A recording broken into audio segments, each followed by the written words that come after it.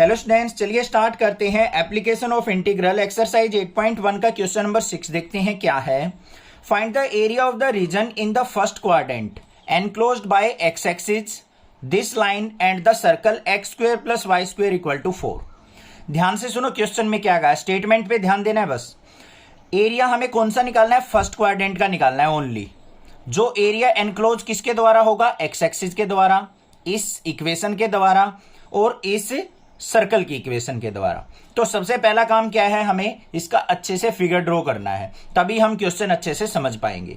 तो ये हो गई हमारी वाई एक्सिस और ये हो गई हमारी एक्स एक्सिस, ये एक्स ये वाई।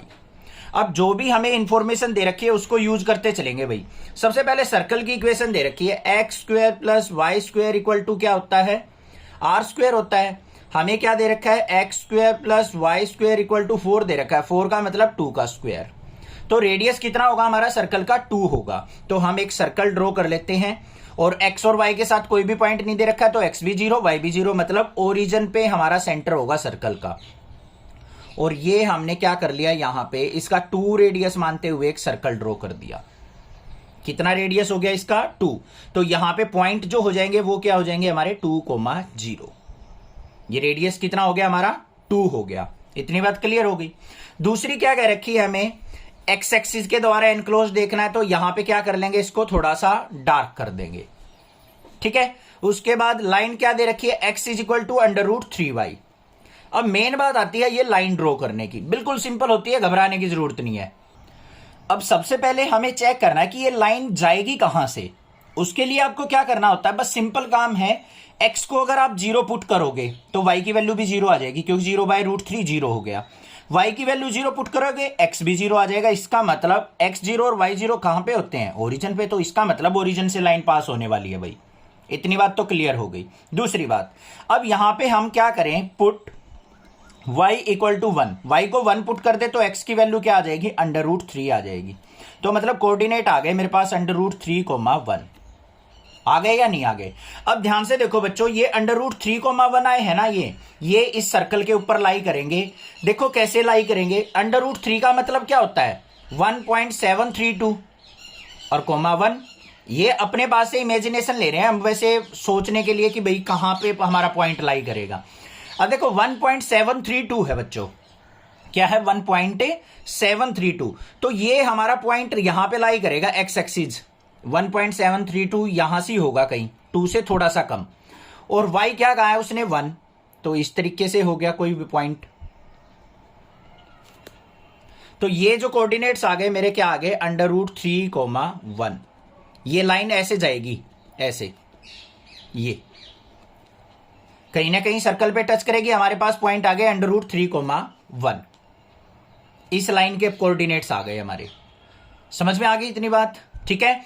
y की जगह 2 पुट करोगे, इस लाइन के ऊपर और कहीं पॉइंट आ जाएगा, फिर और कहीं पॉइंट आ जाएगा। 3 पुट करोगे, कहीं और पॉइंट आ जाएगा। तो इस तरीके से हमारी लाइन जो आएगी वो इस तरीके से स्ट्रेट लाइन आ गई हमारी। अब हमें एरिया कौन सा फाइंड आउट करना है वो ध्यान से सुन लो। एक्स एक्सिस ये वाली, ये लाइन जो ये लाइन गई हुई है, ये वाली लाइन, और ये सर्कल की इक्वेशन, ये पूरा एरिया फाइंड आउट करना है। अब ये एरिया कैसे निकलेगा, इस पे ध्यान से देखो। ये ओरिजिन को मान लेते हैं हम O पॉइंट, इसको मान लेते हैं हम A पॉइंट, इसको मान लिया हमने B पॉइंट और इसको मान लेते हैं हम C पॉइंट।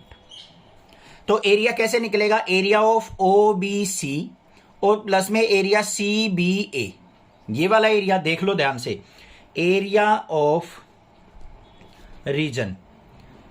मैंने इतना टाइम वेस्ट किया है इसीलिए किया कि आपको समझ में आ सके। एरिया ऑफ रीजन कैसे निकलेगा? एरिया ऑफ OBC, O लिख दो इसको, और प्लस में एरिया ऑफ CBAC। ठीक है। अब देखो कैसे होगा इसका इंटीग्रेशन। एरिया ऑफ OBCO, ये किसके द्वारा एनक्लोज्ड एरिया है? लाइन के द्वारा एरिया एनक्लोज्ड है। तो लिमिट कहां से कहां हो जाएगी? x की लेंगे 0 से √3 तक। 0 से √3 तक गई है ना ये लाइन हमारी, तो 0 से √3। और यहां पे क्या आ जाएगा? x के रिस्पेक्ट में करेंगे तो y dx, फिर प्लस में इंटीग्रेशन। फिर हमें कहां से कहां जाना है? √3 से 2। √3 से 2 और यहां पे भी क्या आ जाएगा y dx आ जाएगा। अब एक बात सुन लो बच्चों, आपके माइंड में कंफ्यूजन क्रिएट कर रही होगी कि सर आपने √3,1 इस सर्कल के ऊपर पॉइंट लिया है बट रेडियस तो इसका 2 है, तो यहां पे √3 समझ में नहीं आया सर कुछ बात। ठीक है, कुछ बच्चों के माइंड में आ गया होगा। ये √3,1 यहां पे नहीं है बच्चों, ये इस लाइन के ऊपर पॉइंट है कहीं पे। तो जो ये हमारा जो पॉइंट है ये वाला ये √3 यहां पे तो है √3, तो हमारी जो लिमिट ब्रेक हुई है वो 0 से √3 से 2। 0 से √3 किसका एरिया आएगा? लाइन का। और √3 से 2 किसकी लाइन कर्व चलेगी? सर्कल की। तो यहां पे लाइन की इक्वेशन यूज करेंगे, यहां पे सर्कल की, उसको इंटीग्रेट करेंगे। अब क्लियर हो गया होगा, कोई दिक्कत नहीं होनी चाहिए। देख लो भाई, यहां से y की वैल्यू निकालेंगे तो क्या हो गया? x by √3। तो यहां पे क्या आ गया? 0 से √3 और x बाय √3 dx। फिर प्लस में इंटीग्रेशन √3 से 2 y dx। y की वैल्यू यहां से निकालेंगे तो क्या आ जाएगी आपके पास? √4 माइनस x² आ जाएगी। x² को इस तरफ ले जाएंगे, y² से उस तरफ जाएगा तो √ आ जाएगा। ये dx आ गया। अब कुछ भी नहीं रहा क्वेश्चन में, बिल्कुल सिंपल हो गया। अब यहीं पे सारा जोर था, यहीं पे सारा सब कुछ समझाने का काम था, समझा दिया मैंने। अब यहां पे इंटीग्रेशन करो, x का क्या हो जाएगा? x² बाय 2 और √3 एज इट इज। लिमिट कहां से कहां तक? 0 से √3 तक। फिर प्लस में ये 2² minus x², a² minus x² का फॉर्मूला लग जाएगा। क्या हो जाएगा? x by 2 √4 minus x² plus में a बाय 2 मतलब 4 by 2 a² by 2 sine inverse x by a। और लिमिट कहां से कहां तक? √3 से लेके 2 तक। ये फॉर्मूला हर एक क्वेश्चन में यूज होता रहा है। अब upper limit minus lower limit करना है हमें, कर दो भाई। √3 पुट करेंगे, √3 का स्क्वायर क्या हो जाएगा? 3 बाय 2 √3। 0 पुट करेंगे, माइनस में 0 बाय 2 √3। पहली टर्म का काम हुआ खत्म। आगे आ जाओ, यहाँ पे करेंगे 2 बाय 2 √4 माइनस 2 का स्क्वायर, फिर प्लस में 4 बाय 2 मतलब कितना आ गया यहाँ पे? 2 साइन इनवर्स 2 बाय 2 करेंगे 1 और माइनस में क्या होगा? √3 पुट कर लो। अब √3 बाय 2 √4 माइनस √3 का स्क्वायर करेंगे बच्चों, कितना हो जाएगा? 3 और फिर माइनस अंदर लेके जाएंगे, अभी प्लस ही रखो इसको।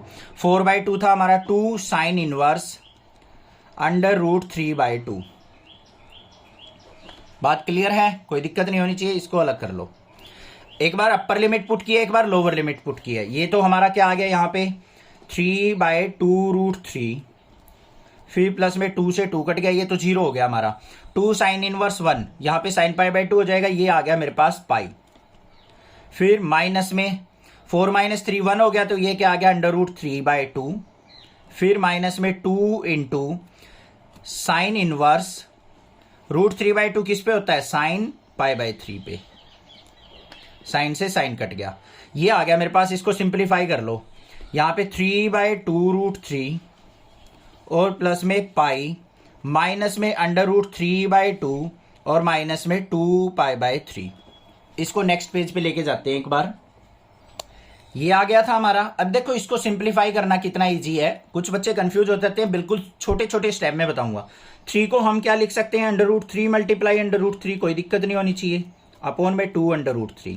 फिर प्लस में पाई, माइनस में √3 बाय 2 और माइनस में 2 पाई बाय 3। कोई प्रॉब्लम नहीं है, एक √3 से ये कट गया। यहाँ पे क्या बच गया बच्चों? √3 बाय 2, ये माइनस का √3 बाय 2, ये भी कट गया। तो पाई माइनस 2 पाई बाय 3, पाई में से 2 पाई बाय 3 सब्ट्रैक्ट करेंगे, 3 एलसीएम आ गया। तो 3 पाई माइनस 2 पाई और 3 पाई में से 2 पाई गया तो हमारा क्या आ गया? पाई बाय 3 आंसर आ गया। क्लियर हो गया क्वेश्चन? समझ में आ गया? कोई दिक्कत नहीं होनी चाहिए। कोई भी प्रॉब्लम लगे आप मुझसे पूछ सकते हैं, अदरवाइज नेक्सा क्लासेज को जरूर सब्सक्राइब कीजिए। अगर कंसेप्ट अच्छे से समझ में आया है, किस तरीके से हमने लाइन ड्रॉ की है, किस तरीके से हमने सर्कल ड्रॉ किया है, तो प्लीज चैनल को सब्सक्राइब जरूर करके जाना। Thank you students for watching Nexa classes video.